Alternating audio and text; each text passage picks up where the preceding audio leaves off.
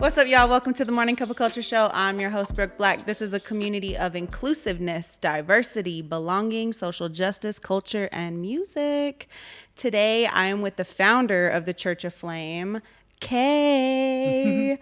Kay is a beautiful fire dancer, performer, innovator for all things fire. Kay, what would you, if you had one word to describe yourself, what would you describe yourself with? Unique. Unique. I love that. How important are pronouns? Not really. To me, either I'm just. For me, this is more of experiment and an experience in myself. Okay. So I'm not offended by either. By any. When did you start identifying as female? About 2 years ago, started experimenting with it. Okay. And then hardcore last June. Okay. What inspired it? Hate. Oh, hate for what? It was actually a conversation with my last conversation with my father. Some very racist and judgmental stuff and being pretty harsh. And I think that a lot of it's just programming and I would say 25% of it's actually serious belief behind these thoughts and perspectives of hatred to the things that we don't see eye to eye or don't understand. Or don't identify with. Yeah, it's just really got to go away because it's the opposite of love, you know? And really it's all love anyway. It's just this cloud of judgment and attachment to the things being the way we think that they need to be. And the more, I really think vulnerability and compassion really changes the world. Yeah. Because when you're vulnerable, you're giving people the opportunity to hate. Really, you're giving them the opportunity to see something completely different outside of their normal scope of reality. And but you're also giving them the opportunity to relate, because there's so many people with so many thoughts and ideas and perspectives, and a lot of us have the same type of thoughts, and the more it's put out there, the more it can be understood or related to. And I think that that's really what's missing, is unity. Yeah. And compassion and being able to understand and being able to relate with one another. And when you're in judgment, you're really closing yourself off to being able to relate to anybody, and you're definitely not being compassionate. Right. And I think that people for a long time try to be like everybody else, try to be something that can be loved by everybody else. Everybody's seeking approval outside of themselves. Everybody's looking for God outside of themselves. Everybody's looking for love outside of themselves. And by doing so, you're choosing into fear instead of love, and you're choosing to accommodate other people's perspectives instead of honoring your own, and loving yourself for whatever you're choosing to do in the moment. And by doing that, you're opening up yourself, and you're loving yourself regardless. And then all of a sudden, it doesn't matter what somebody else thinks, because you're doing what you feel. I'm doing what I feel is perfect for me in the moment. And by doing that, I'm giving people the opportunity to judge me, but I'm also giving people the opportunity to relate to me. And When did you stop looking for approval from outside sources? I would say July. Honestly, I think that I did really good in every aspect in life other than this. Like, I spun fire in front of 1,200 people, butt ass Now naked. you said spun fire. You're a fire dancer. Yeah. So when you spun fire in front of these people, you felt no judgment, or you just didn't care, or because you said you were naked dancing. Yeah, it was a risk going out there, and it was actually because of a costume malfunction. But I was taking on, like, in the script of the fire show, I was taking on this guy that represented like a demon, like dark forces, and I was like the light bringing in, Okay. and I'm supposed to have these white pants on, and the drawstring had pulled out, and they were these great big Balloon pants or Yeah, whatnot. and I was like stabbing it with a knife, trying to get it rethreaded. And, Yeah. And the guy had already called me by name like 3 times, like calling me out. Yeah, you were on stage. Let's go. Yeah, and You're up. my fire safety is just like, go naked. So let's talk about fire. Okay, so first, how do you not catch on fire?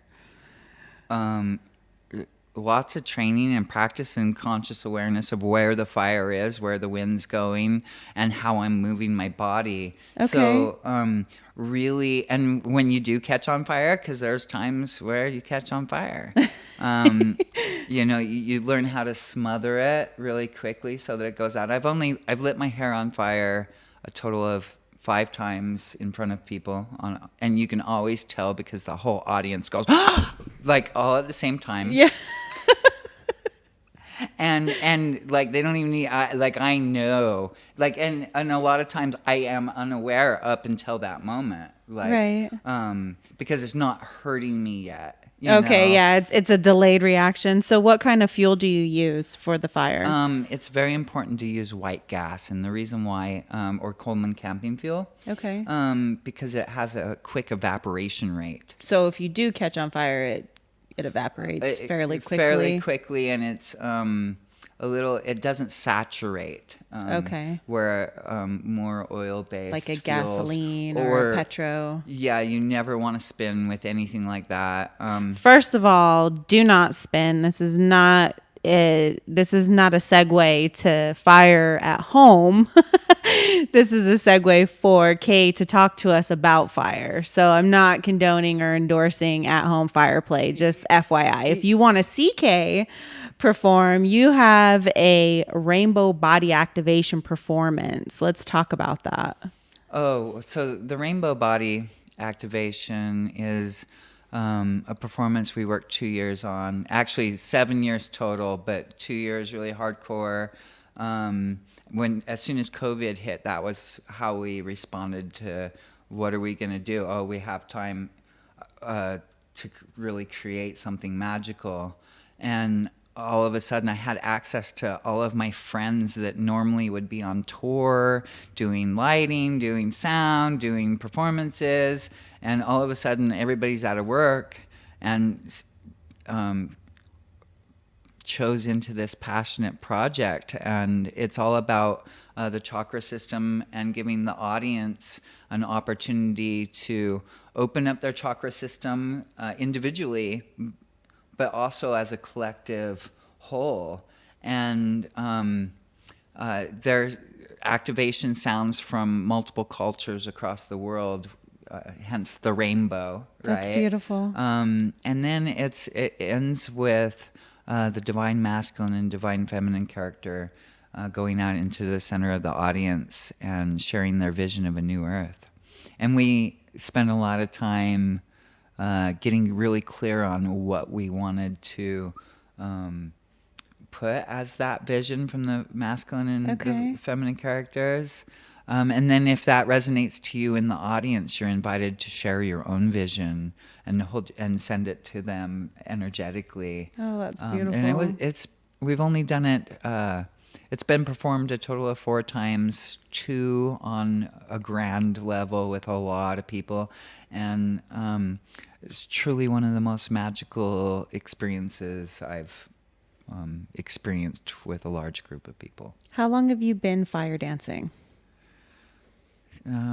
18 years total, 17 years professionally. Do you remember your first fire dance? I was scared out of my mind. Yeah. Who introduced you to fire? So I saw fire for the first time in 2001. I went to my first Burning Man.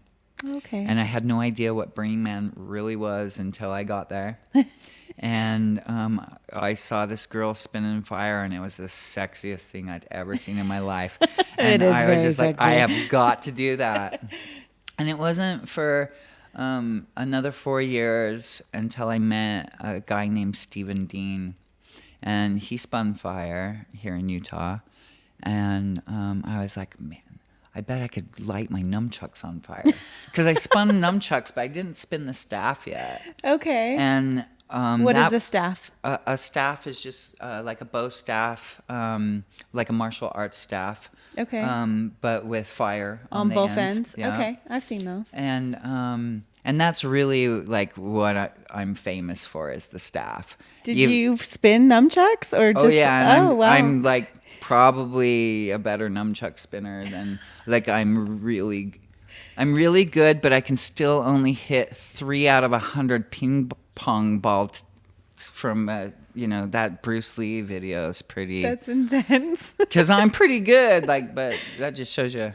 Now, Rainbow Body Activation isn't the only performance you're involved with. You're also with a group. Now, is this under Allred Fire Tribe? Yeah, so Allred Fire Tribe presents multiple different shows. And really, Allred Fire Tribe's all about bringing performances that really touch the heart and open people up. Because I'm all about using... When you're on fire, you have everybody's undivided attention. Right. And I was like, well, that's pretty powerful. What do I do with that? And I realized that in 2006 with my friend Adrian Colvin.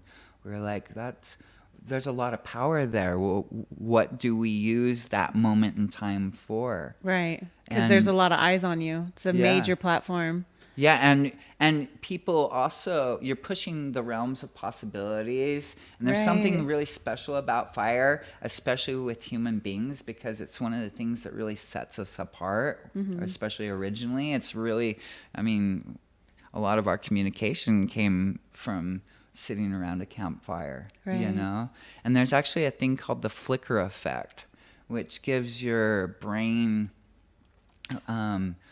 I think it's 13 flashes of light per second, and it's really close to where REM hits. Oh, okay. So it's like almost daydreaming, kind of. Yeah, and that's how come you have that feeling when you're sitting around a campfire and you're just staring into it, or when you have dinner and you light candles. There's this feeling, right? It's very much your brain taking on those frequencies, and that's what produces that. Oh my gosh, that's beautiful. And so that's happening when people are watching you spin fire. And watching me spin fire is completely different than seeing your average fire spinner or fire spinning performance, because I really get in people's... I can tell in where their they're bubble. at, and I get in their bubble, and I push the limits a little, which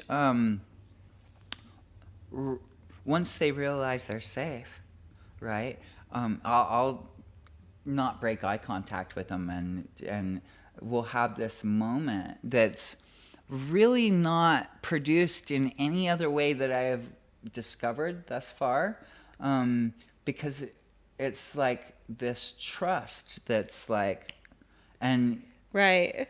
One false move and up in flames we go. And when you're staring somebody in the eyes, it with that much trust, and as the fire's going in front of your face, and I'm not breaking contact, all of a sudden it's like it opens people up in this way that they're coming up and asking me questions afterwards, right? So what am I going to tell them? Well, I've spent ever since 2006 really building community through that, and exposing people to solutions that they're not normally exposed to. Let's talk about building community. You also have a band, Family Magic. Yeah. Let's talk about that for just a second. Because I feel like that's part of community, having a band, because it's a small community, right? Yeah, and I mean, we'll get more into it when we start talking about the church, but music, so you can see a fire spinning show and it'll blow your mind. But then 3 days later, it's just this performance you saw one time. Whereas, music or a piece of art that you continually see or listen to over and over, especially with music, because you're touching the soul on multiple levels. Everything's vibration, right? Yeah. And vibration affects vibration, whether it's what energy I'm holding inside of me or what my intentions are with a song or a piece of music. And one of the biggest ways I found to inspire people is by giving them something that they can sing along to that reminds themselves of who they really are or how powerful they truly are, and owning that inside. So a lot of the music that I'm writing right now is first-person affirmations done in hooks to little clever bass lines that I love that. people can sing along to, because words are powerful. Very. And Very. music is very powerful. And at the end of the day, I can't remember who said it. I wish I could It's okay. throw out. But some famous artists at some point in time said, society follows art. And, you look at the Renaissance, and I would say that's probably pretty true. Yeah. And you look at the Dark Ages, Right. I'd say that's probably pretty true. And, art really puts things into where people can talk about it, right? It gives you lots of people different perspectives, and it pushes the realms of what we're focusing on, And I think that the world's focusing on a lot of hate and a lot of scared feelings and scarcity, and music has a way of taking that all away and letting you go into whatever type of headspace you want to be in, depending on what kind of music you want to listen to. Right. Heavy metal, chakra balancing, Right. meditation. I mean, if I'm wanting to get something done, and I'm not going to listen to the chakra meditation thing, maybe in the morning, but then I'm going to listen to something that Some heavy gets metal. me moving. Yeah. Now, you have been doing this for quite a while. You've been creating music, you're performing. When did you decide that you wanted to start the Church of Flames? 2017 is when really it became something I knew I wanted to do. It was a idea on some level of something I thought was cool, but I had no intention of starting a church. I've been working on this large project for 17 years now, but the church was never a part of it until 2017. That was the original thought, is how do I protect myself so that I can continue doing what I'm doing, because it is valuable. It's valuable to me. It's valuable to anybody that's ever had that experience, especially like the baptisms. It's really important for me to be a walking example, especially where it comes to fire, because there's a lot of people looking at me, and there's a lot. Fire spinning's growing. I'd dare say it's probably the fastest growing sport in the world, because it's pretty cool, but it's also very important to be able to do it safely and know what that is prior to ever spinning fire. So like Breath of Fire, Allred Fire Tribe, really any fire group that I've been involved with over the last 20 years is all about like really promoting fire safety and teaching people, and never, ever, ever, ever spin fire without a safety and without already going through a fire safety training class and really having those understandings before you ever light on fire. What did that look like for you? Because you mentioned a mentor earlier. Did you just get pulled under the wing? Did you go to classes? How did you learn? Yeah, I mean, I was already a pretty talented nunchuck spinner. Right. But as far as what it comes to, as far as fire safety, I mean, it's things that were learned over the years. Okay. And there was a pretty big importance placed on that early on to begin with. But as accidents happened over the years, it became more and more and more and more important. Right, And right. We learn through our failures, I guess you could say. yeah, and I knew a long time ago that it was important for me to push that too, because if I'm going to teach, that's probably the first thing that I need to teach, and that's really where we start out lessons is fire safety. So if someone wants to see you perform, where's the best platform for them to get involved with that? I would say Utah festivals at the current moment, unless you live somewhere else. And then I'd say large-scale festivals. It's where you're going to see me the most. How about getting involved with the Church of Flames? That is going to open up to the public on a mass level here in about a month. Okay. Yeah. So how do they stay tapped in so that they're fully aware of what's happening and can get involved? We're building our website next week, so I don't know. Okay. I Do can you tell have social media? Yes, I do. I'm not on there very often though. That's okay. But Clayton Allred is who I am on Facebook, and I'm Kay for a year and a day is what I'm exploring this for. And that's me just having fun and exploring, the feminine inside of me. But you can find Breath of Fire has a Facebook and an Instagram account. All Red Fire Tribe has a Facebook page. And then, but I'd just say really Breath of Fire is probably the most seen thing. Okay. I'll make sure to link it in the video. I have some questions that I want to ask, and this is just from your own personal perspective. This isn't anything, it's kind of political, but it's more to dig into the man that identifies as woman. Okay. Is that fair to say, the man that identifies as female? Like with me currently? Yes. So I identify as a man totally. Okay. I love being a man. I'm very much heterosexual. I'm really into girls. I don't find boys attractive at all.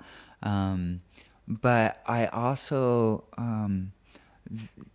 I feel like there's masculine and femininity in all of us. Very true. And there is with everything else in the known universe that I am aware of. And I'm really into the I Ching, or the I Ching, however you want to pronounce it, which is a 5,500-year-old book from China that a lot of things are based upon. And it's actually where the yin yang symbol comes from. Oh, wow. And so in the yin yang, there's the little dot of white and the black, and there's a little dot of black and the white, right? And inside of those is a whole nother yin yang, and it's a microcosm, or a fractal.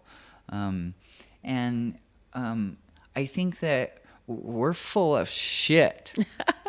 If we're not exploring all aspects of ourselves, we're feeding ourselves full of shit.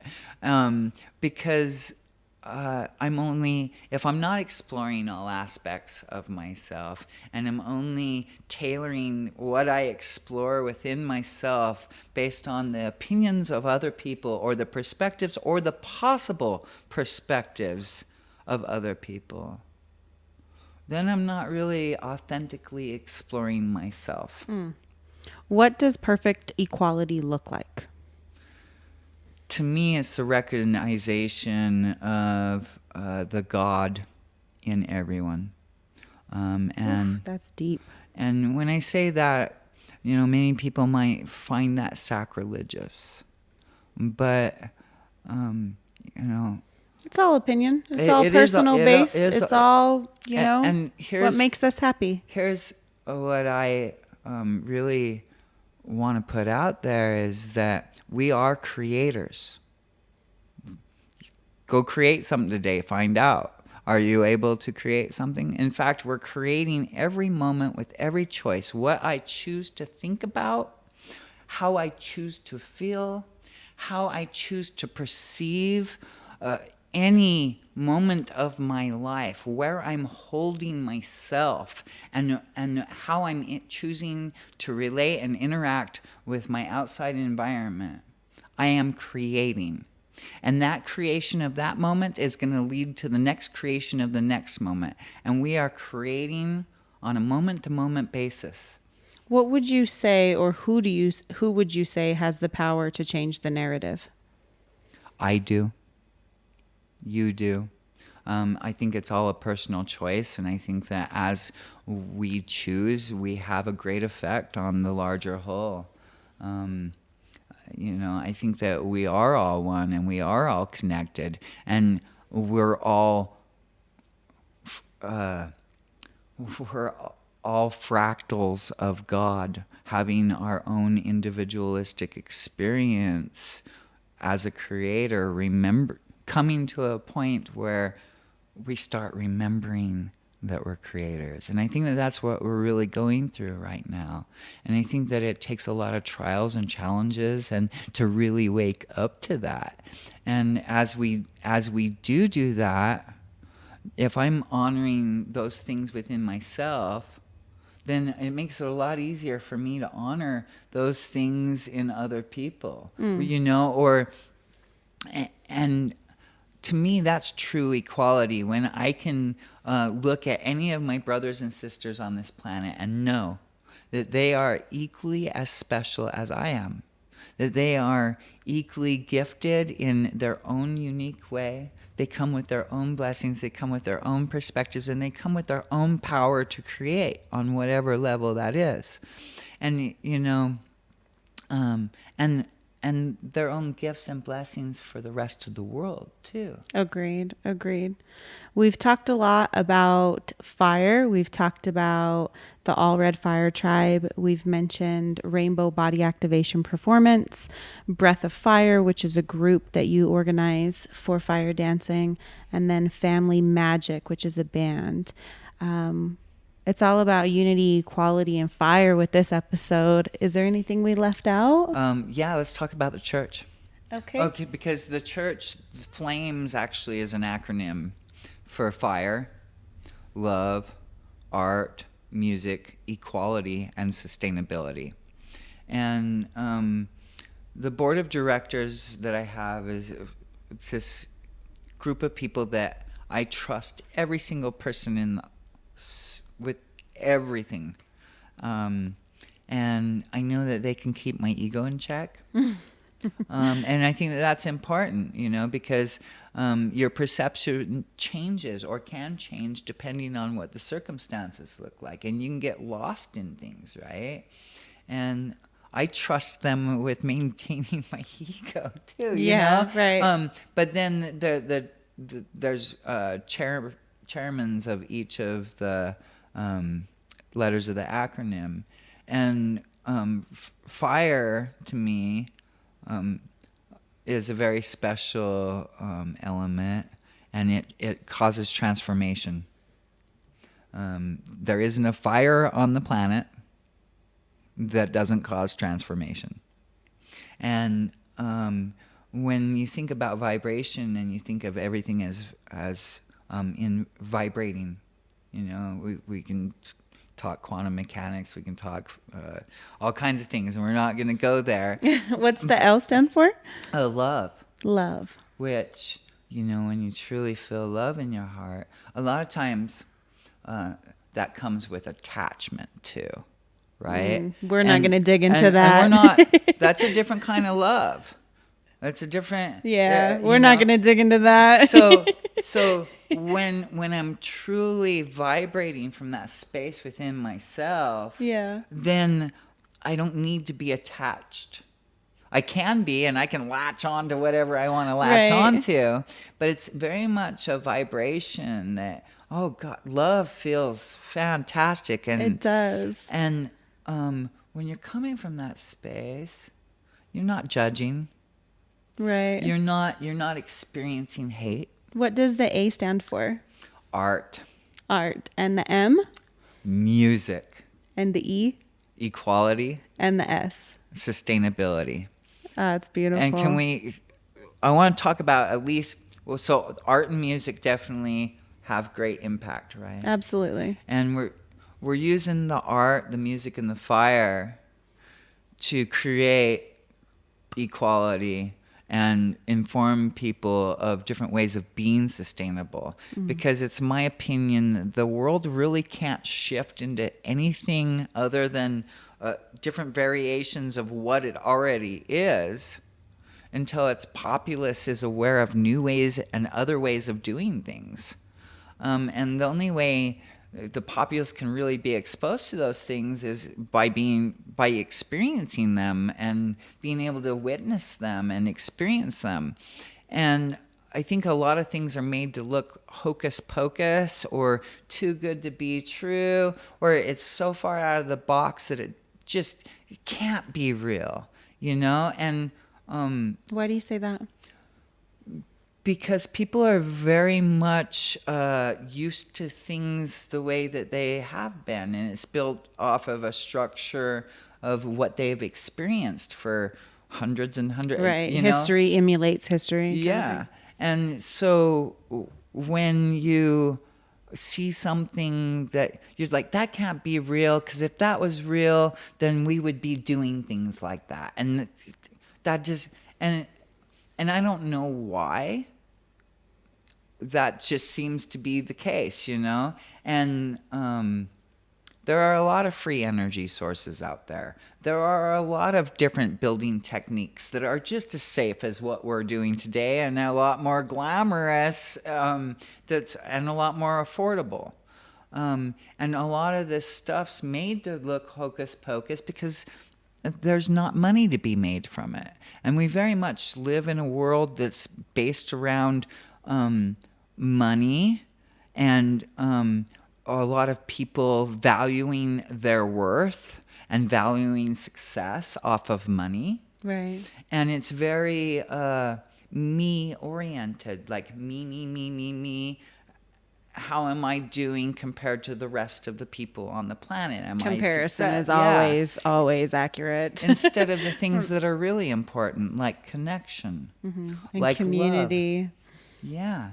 And really community is where it's at. I see the world as being one great big gigantic geodesic dome. And I'll tell you something. Domes are really cool. And a geodesic dome is made out of a bunch of struts that make a bunch of different sized triangles that together make a circle. And the interesting thing is it's one of the strongest things out there, right? Mm-hmm. But if one of those struts is damaged and compromised, the whole structure collapses. Well, it's just definitely not as strong as it used to be, and it puts other struts at danger of collapsing, and sooner or later, the whole thing collapses. And so if I'm tearing you down as a human being, or I'm not doing whatever my heart says in the moment can build you up, right, and keep you strong, right. Then I'm not interested in the whole. And I think that that's really what's happening on planet Earth, and has been for a long time, is we've been only focused on what this looks like to the rest instead of what this feels like inside of me, and making sure that I'm structurally whole, and then doing whatever is in my power to make sure that the rest of my community is right. What do you feel like is the most important thing right now for you to be doing to create a collective mindset of love and unity and hope? Leading by example. Be the change you want to see in the world. It's a very, very profound advice. And the other, the only thing you have to fear is fear itself, and that is both of those statements are so true. And I think it's all about stepping out of fear and coming from a space of love inside and being that walking example. Because when people are open to that, and then all of a sudden they feel that, right?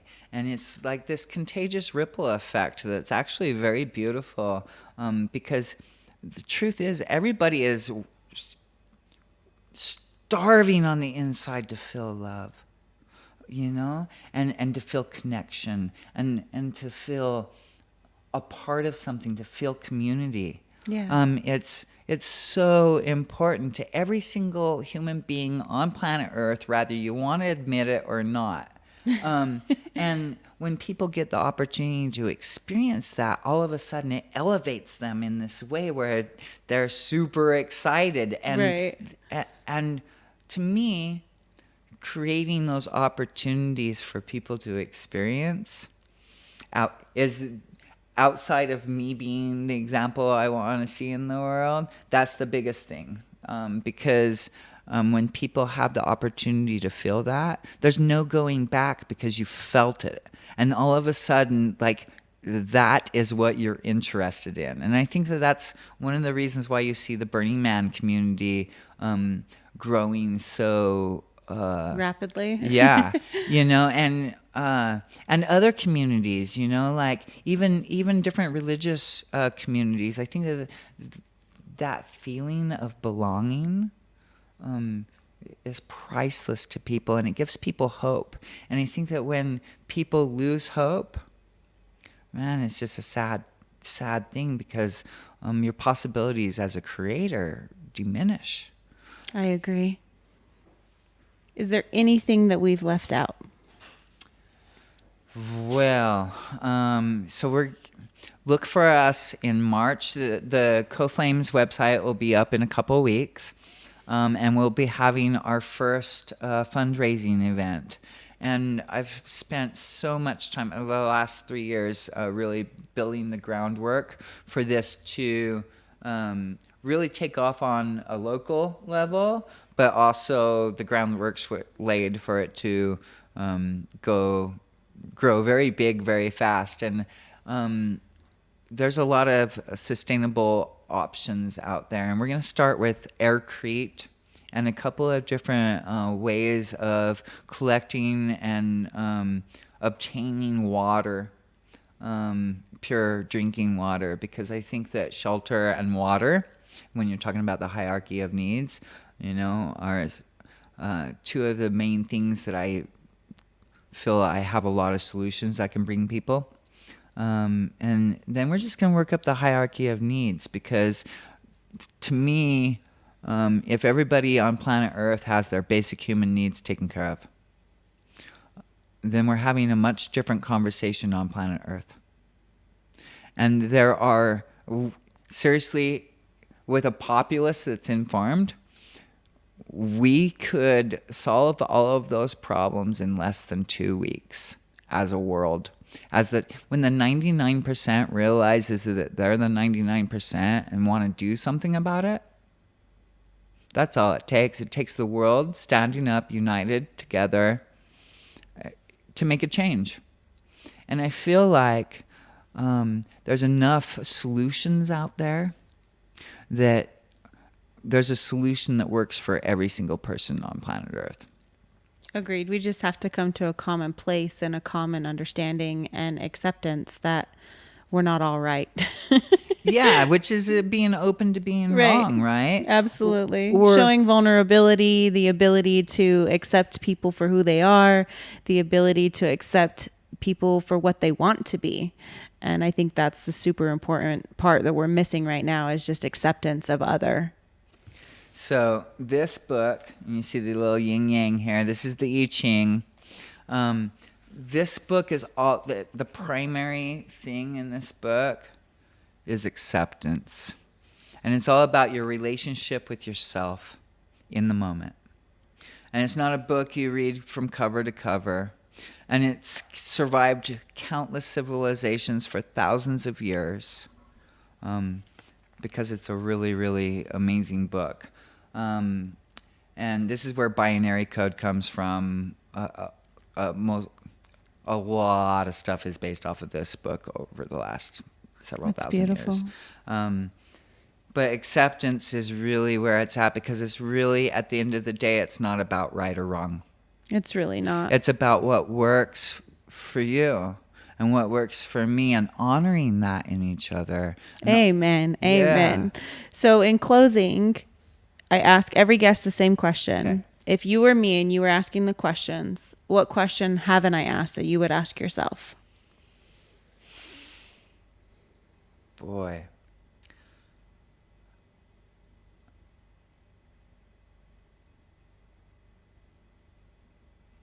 What are you doing on the inside to be the best human being and the best walking example that you can be? And my answer to that question is, I'm taking a look. I'm diving inside. I'm looking at reoccurring cycles in my life, reoccurring perceptions in my life, because the universe has a tendency of providing reflections. And when we judge something in somebody else, there's something there for me to look at, because there's something out of harmony within myself to cause that judgment. And there's somewhere deep inside, there's a judgment against myself that's occurring for me to have that judgment about somebody else. So what I'm doing is really taking a look inside, really taking a look at my character, where I'm coming from. And if I see something out of alignment, I fix it, or I do my best to fix it. And I think that's really where it starts. It starts with the self. Morning Cup of Culture. We don't say goodbye. We build communities and make music. If you want to be a part of the conversation, you have a hot topic, you want to come on the show, hit me up, morningcupofculture@gmail.com.